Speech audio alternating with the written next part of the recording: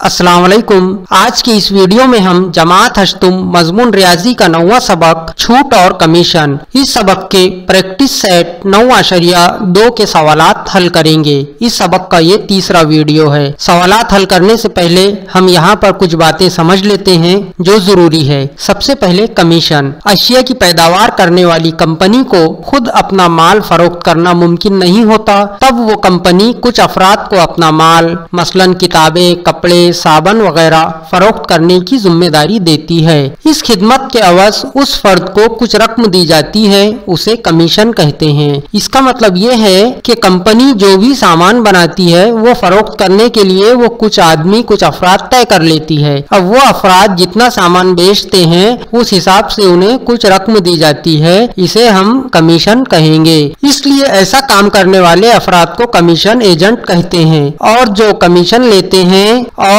Commission के base पर काम करते हैं, यानी जो कंपनी का माल फरोख्त करने वाले अफराद है, उन्हें हम कमीशन एजेंट कहेंगे। कमीशन फीसदी में दिया जाता है। इसी तरह से तखफीफ। खादी ग्राम उद्योग, भंडार, हाथमाग, दस्तकारी की अशिया फरोख्त करने वाला मरकज, महिला बचत गट वगैरह अंजुमने कुछ मखसूस मौकों पर गाहक को छूट देती है। मसलन गांधी जयंती के मौके पर खादी कपड़ों पर छूट दी जाती है। अब ये छूट दुकानदार तो देता है, लेकिन ऐसे वक्त दुकानदार को छपी हुई कीमत से जितनी रकम कम मिलती है उसकी तलाफी हुकूमत करती है। यानी दुकानदार जो छूट दे रहा है वो छूट देने में दुकानदार का नुकसान नहीं होता, बल्कि वो जितनी छूट दे रहा है वो उसे हुकूमत दे देती है। इस स्कीम के तहत ग्राहक को जो छूट मिलती है उसे तखफीफ कहते हैं, और इसे ही हम तखफीफ कहेंगे। यानी तखफीफ भी एक किस्म की छूट ही है। इसी तरह से इनकम टैक्स अदा करने वाले शख्स की आमदनी तयशुदा हद तक होती है तो उन्हें इनकम टैक्स में छूट मिलती है। इस छूट को भी हम तखफीफ ही कहेंगे। मुख्तसरन हम इसे इस तरह समझ सकते हैं कि तखफीफ यानी एक किस्म की छूट है, वो मखसूस शर्त के मुताबिक मंजूर शुदा इदारों या हुकूमत की जानिब से दी जाती है। आइए अब मशकी सेट 9.2 के सवालात हल करते हैं। पहला सवाल, जॉन ने एक पब्लिशर की 4,500 रुपये कीमत की किताबें फरोख्त की, इस पर उसे 15% कमीशन मिला, तो जॉन को कुल कितना कमीशन मिला? यानी दुकानदार ने एक पब्लिशर की किताबें छापने वाले की 4,500 रुपये की किताबें फरोख्त की, तो यहाँ पर फरोख्त कीमत हुई 4,500 रुपये। इसी तरह से उसे कमीशन मिला 15%, यानी कमीशन की शरह 15%। तो जॉन को कुल कितना कमीशन मिला? तो यहाँ पर हमें कमीशन मालूम करना है। हम जानते हैं हासिल होने वाला कमीशन 15% यानी 15/100 ज़रब किताबें जो फरोख्त किए उसकी कीमत यानी 4,500। अब इसे हम हल कर लेते हैं। शुमार कुरिंदा के 2 सिफर, नसब नुमा के 2 सिफर कटते हैं तो 15 ज़रब 45 बचता है। दोनों की ज़रब करने पर हासिल होता है 675 रुपये। यानी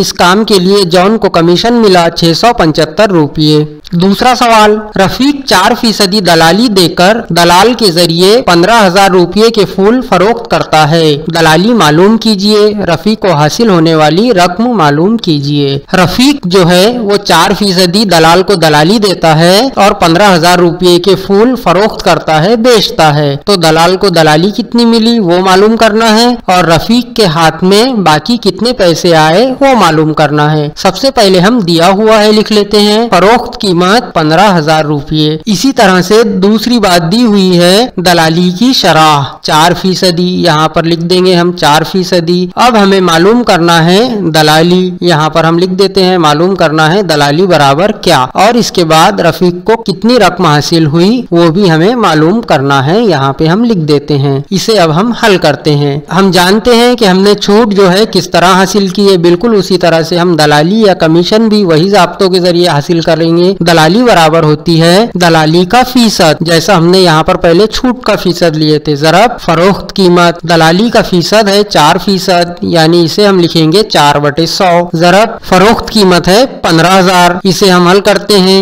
नसब नुमा के 2 सिफर और शुमार कुनिंदा के 2 सिफर कट गए। यहाँ पर हमारे पास बाकी बचता है 4 ज़रब 150। 150 को 4 से ज़रब करने पर जवाब आता है 600 रुपये। यानी यहाँ पर दलाली बराबर है 600 रुपये। रफीक को 600 रुपये दलाली देना होगा। इसी तरह से अब सवाल में आगे पूछ रहा है कि रफीक को हासिल होने वाली रकम मालूम कीजिए। अब रफीक ने उसका सामान या उसके फूल 15,000 रुपये में बेचा था, उसमें से उसको दलाली 600 रुपये देना है। यानी रफीक को हासिल होने वाली रकम जो रहेंगी वो फरोख्त कीमत में से दलाली तफरीक करना पड़ेगा। तो फरोख्त कीमत है हमारे पास 15,000 रुपये, तफरीक दलाली 600 रुपये जो अभी हमने मालूम किए। 15,000 में से 600 तफरीक करने पर जवाब आता है 14,400। यानी रफीक ने जो 15,000 के फूल फरोख्त किया दलाल के जरिए तो 15,000 रुपये उसे मिले, लेकिन उसमें से उसको 600 दलाली देना पड़ा। इस तरह रफीक के पास 14,400 रुपये बाकी बचे या 14,400 रुपये की रकम रफीक को हासिल हुई। इसे हम इस तरह लिख लेंगे, दलाली की रकम 600 रुपये और रफीक को हासिल होने वाली रकम 14,400 रुपये। तीसरा सवाल, एक किसान 9,200 रुपये का माल एक दलाल के मारिफत फरोख्त करता है, उसे 2% दलाली देनी पड़ी तो दलाल को कितनी रकम मिलेंगी। यहाँ पर एक किसान 9,200 रुपये का माल जो है अपने खेत की पैदावार वो दलाल के जरिए फरोख्त करता है और दलाल को 2% दलाली देता है, तो दलाल को कितनी रकम मिलेंगी ये मालूम करना है। सबसे पहले हम दिया हुआ है लिख देते कि फरोख्त कीमत है 9,200 रुपये। इसी तरह दलाली की शरह है 2%, 2% लिख देते हैं। अब हमको मालूम करना है दलाली की रकम। इसे हम हल करते हैं। हम जानते हैं दलाली बराबर होती है दलाली की शरह या दलाली का फीसद ज़रब फरोख्त कीमत। दलाली का फीसद है 2%, तो इसे हम लिख देंगे 2/100 ज़रब फरोख्त कीमत 9,200। अब यहाँ पर शुमार कुनिंदा और नसब नुमा के 2-2 सिफर यहाँ पर हम काट देते हैं इकाई और दहाई के। अब यहाँ पर बाकी बचता है 2 ज़रब 92, 2 ज़रब 92 यानी 184। इसका मतलब ये हुआ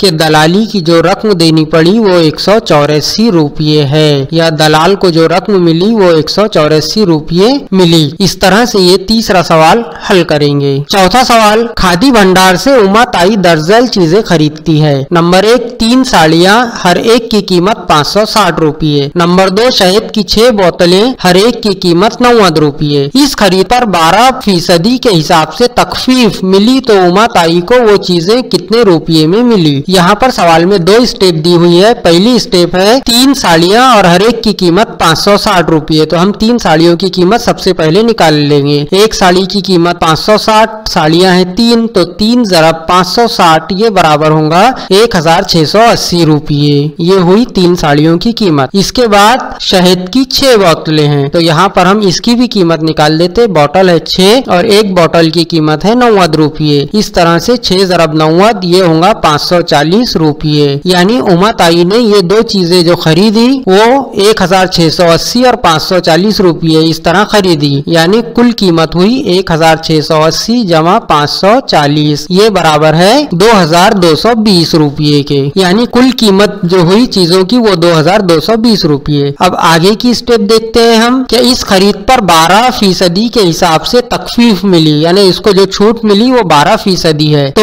उमा ताई को वो चीजें कितने रुपये में मिली। तो सबसे पहले हम छूट कितने रुपये मिली वो निकाल लेते हैं। तो तखफीफ की शरह जो है वो 12% है, हमने लिख दिए हैं। और अब यहाँ पर हम तखफीफ की रकम मालूम करेंगे और इसी तरह से उमा ताई को कितने रुपये में वो चीजें मिली वो मालूम करेंगे। सबसे पहले हम तखफीफ यानी छूट ये बराबर होता है तखफीफ का फीसद ज़रब कुल कीमत, यानी जो कि कुल कीमत थी जो हमने इससे पहले निकाले हैं कुल कीमत। तखफीफ का फीसद है 12% यानी 12/100 ज़रब कुल कीमत है 2,220। अब यहाँ पर इकाई का सिफर, शुमार कुनिंदा और नसब नुमा का दोनों कट गए। 12 को 10 से हम तकसीम करते हैं तो जवाब 1.2 आता है और बाजू में बाकी रहे 222। 1.2 को 222 से ज़रब करने पर जवाब आता है 266.4 सिफर, यानी तखफीफ की कुल रकम हुई 266.4 रुपये। अब इसके बाद हमको उमा ताई को कितने रुपये में वो चीजें मिली या उमा ताई को कितने रुपये देने पड़ेंगे ये हम निकाल लेते हैं। तखफीफ की रकम आई 266 रुपये 40 पैसे, ये याद याद रखना है। अब देखिए यहाँ पर उमा ताई ने जो कुल रुपये की चीजें खरीदी यानी 2220 रुपये की, उसमें से हम छूट तफरीक कर देते हैं, तफरीक तकफीफ यानी 266 रुपये 40 पैसे। 2220 तफरीक 266.4 इसका जवाब आएगा 1953.6 यानी उमा ताई को वो चीजें 1953.6 रुपये में हासिल हुई। इस तरह से ये चौथा सवाल यहाँ पर मुकम्मिल हुआ। आइए पांचवा सवाल देखते हैं। दी हुई मालूमात की मदद से दर्जल खाली चौकोनों को मुनासिब अदद से पुर कीजिए। यहाँ पर सवाल के स्टेप कुछ दिए हुए हैं, हमें सिर्फ यहाँ पर रकम लिखना है, तरीका दिया हुआ है। एक दलाल के मारिफत यानी दलाल के जरिए श्रीमती दीपा नजली ने 7,50,000 रुपये कीमत का एक घर श्रीमती लीलाबेन से खरीदा। दलाल ने हर एक से 2% दलाली ली और यहाँ पर जो है श्रीमती दीपा नजली ने एक घर खरीदा 7,50,000 का और बेचने वाली है श्रीमती लीलाबेन। अब दलाल ने दोनों से पैसे लिया 2%, यानी जिसको घर दिलाया उससे भी 2% लिया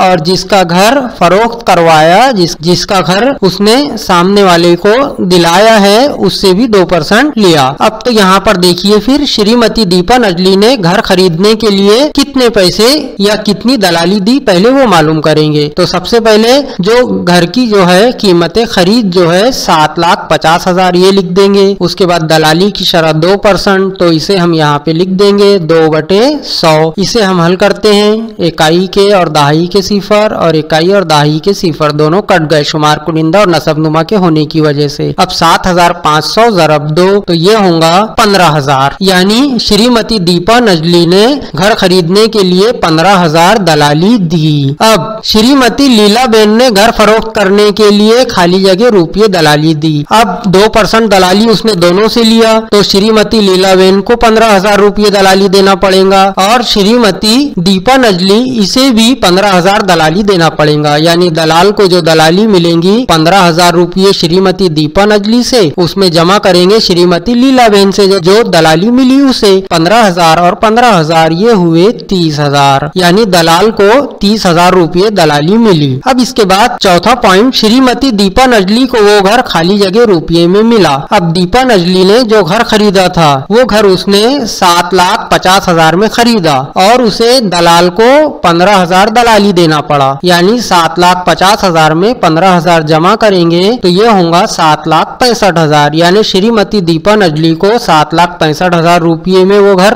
पड़ गया। 7,50,000 में घर खरीदे और 15,000 दलाली दिए। इस तरह से इसी तरह से अब जिसने घर बेचा श्रीमती लीलाबेन, श्रीमती लीलाबेन ने वो घर 7,50,000 का बेचा, लेकिन इसमें से भी उसको 2% दलाली देना पड़ा दलाल को 15,000 रुपये, यानी 7,50,000 में से 15,000 रुपये दलाल के पैसे तफरीक करना पड़ेगा। इस तरह से जो है तो श्रीमती लीलाबेन के हाथ में जो पैसे आएंगे इन दोनों की तफरीक करने के बाद वो है 7,35,000 रुपये। इस तरह से जो है तो ये सवाल यहाँ पर हल करना है। इसी के साथ ये मशकी सेट यहाँ पर मुकम्मिल हुई। इंशाअल्लाह बहुत ही जल्द प्रैक्टिस सेट 10.1 के सवालात अपलोड किए जाएंगे। चैनल को सब्सक्राइब कीजिए ताकि आपको आने वाले वीडियोस का नोटिफिकेशन मिलता रहे। अल्लाह हाफिज।